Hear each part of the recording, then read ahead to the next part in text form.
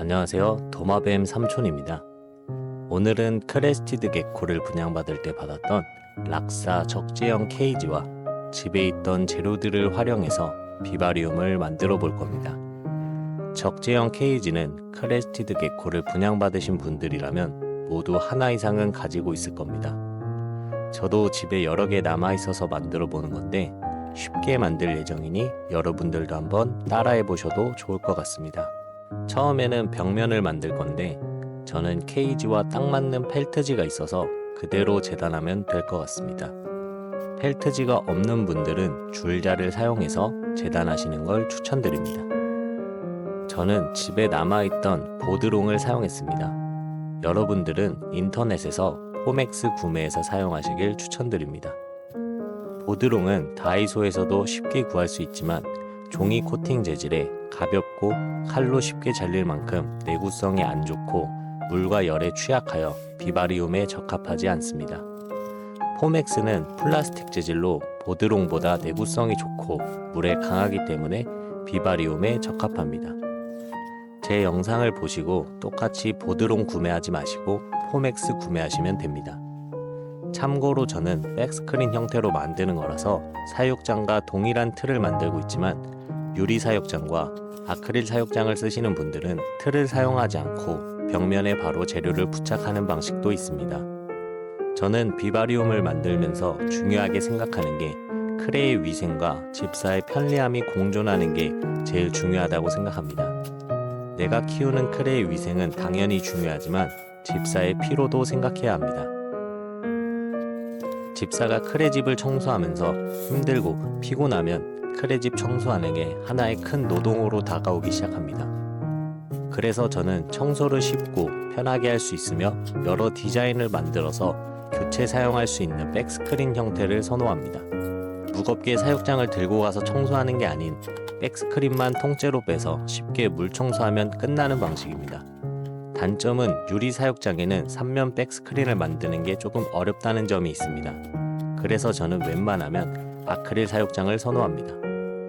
그리고 아크릴 사육장이 훨씬 가볍습니다. 보드롱을 펠트지 크기에 맞춰 잘랐고 케이지에 넣어봅니다. 예상대로 빈 공간 없이 잘 들어갑니다. 이제는 옆 벽면을 만들어야 하는데 옆 벽면은 펠트지 크기와 다르기 때문에 따로 자를 사용해서 재단을 해줬습니다. 적재형 케이지의 크기가 크지 않기 때문에 30cm 자로도 충분히 재단할 수 있습니다. 한쪽 면을 넣어봤는데 사이즈가 딱 맞습니다. 이제 같은 크기로 반대쪽 벽면도 하나 만들어주면 됩니다.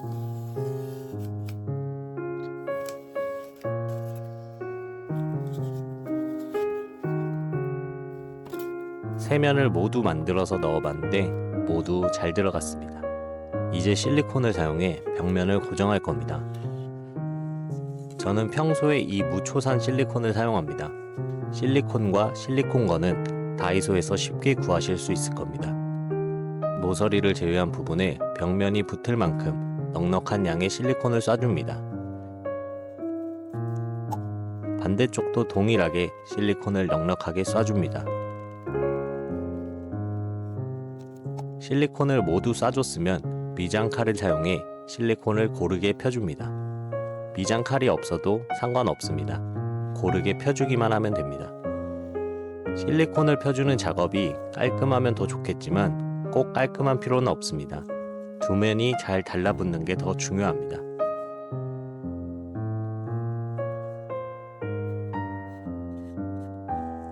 이제 유목을 배치해 볼 차례입니다.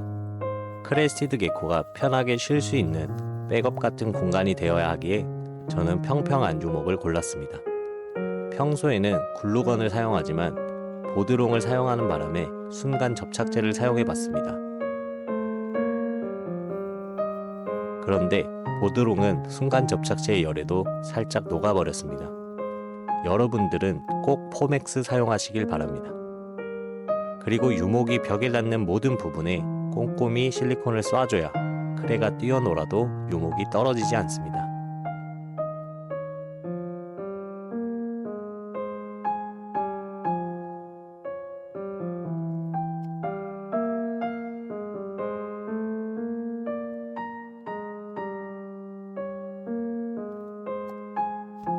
유목이 고정될 실리콘을 모두 쐈다면 실리콘 위에 코코피트를 뿌려줍니다.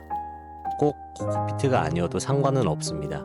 실리콘이 그대로 보이면 인공적인 느낌이 나고 미간이 안 좋기 때문에 그 부분을 자연스럽게 가려주는 용도로 생각하시면 됩니다. 휴지나 천으로 살짝 눌러주면서 코코피트가 실리콘에 잘 붙도록 고정해줍니다.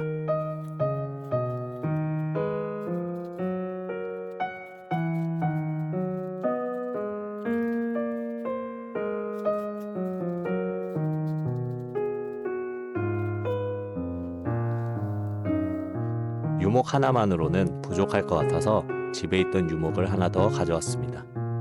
이 유목은 크레가 지나다니면서 놓을 수 있는 구조물이 될 것 같습니다. 그리고 유목은 인터넷 또는 오프라인에서 쉽게 구매하실 수 있습니다. 인터넷의 단점은 랜덤 배송일 수 있어서 저는 오프라인 구매를 많이 합니다.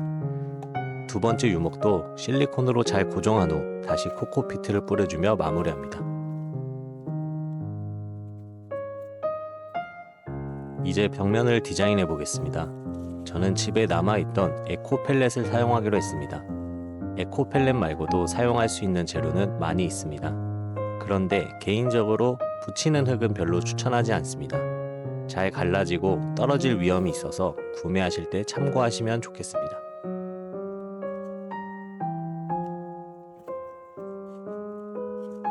저는 에코 펠렛이나 테라보드를 자주 사용하는데 하나하나 붙이는 작업이 꽤 손이 많이 갑니다.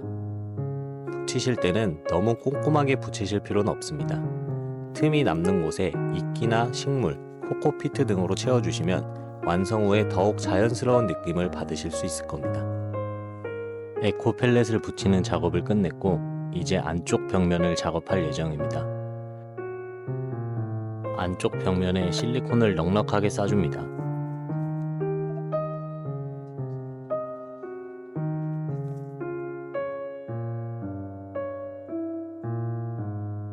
펴 바르는 작업을 하기 위해서 케이지에서 틀을 빼주겠습니다. 이제 실리콘을 미장칼로 넓게 펴 발라주겠습니다. 개인적으로 이 작업을 하는 게 굉장히 재밌었습니다.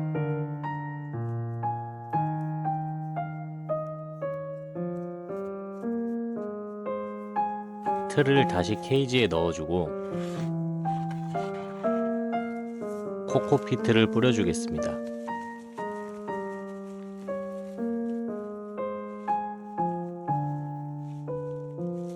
코코피트가 벽면에 잘 붙도록 눌러주고 빈 공간이 없는지 계속 체크해줍니다.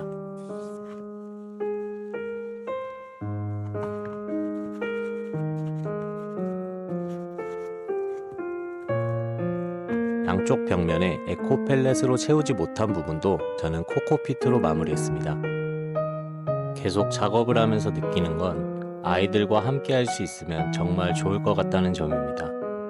물론 실리콘 같이 위험한 성분이 많이 포함되기에 선뜻 추천은 드리지 않습니다.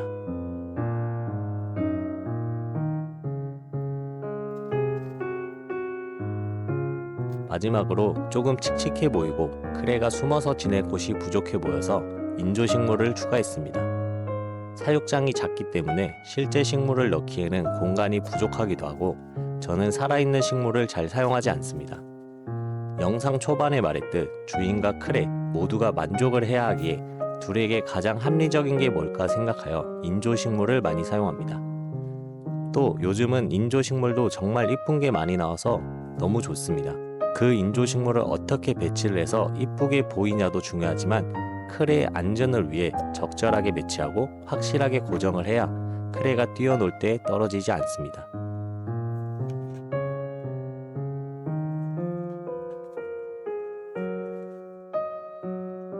이제 거의 완성되었습니다. 하루 정도 실리콘이 잘 마를 때까지 기다렸고 실리콘이 잘 말라서 구조물이 튼튼해진 것을 확인한 후 이제 마무리하면 될 것 같은데 과연 어떤 모습으로 완성이 될까요? 완성된 모습입니다. 바닥재와 은신처를 하나 더 추가해서 마무리해봤습니다.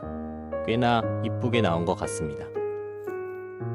크레를 바로 넣어주고 싶지만 저는 일주일 동안 하루에 한 번씩 세척과 말림 과정을 보냅니다. 이 과정을 매우 중요하게 생각합니다. 에코펠렛의 냄새와 실리콘의 독성은 금방 사라진다고 하지만 혹시나 크레에게 악영향이 갈까봐 일주일 또는 더 오래 세척과 말림 과정을 진행합니다. 일주일 뒤 저희 집 크레가 행복하게 지냈으면 좋겠습니다. 영상 봐주셔서 감사합니다.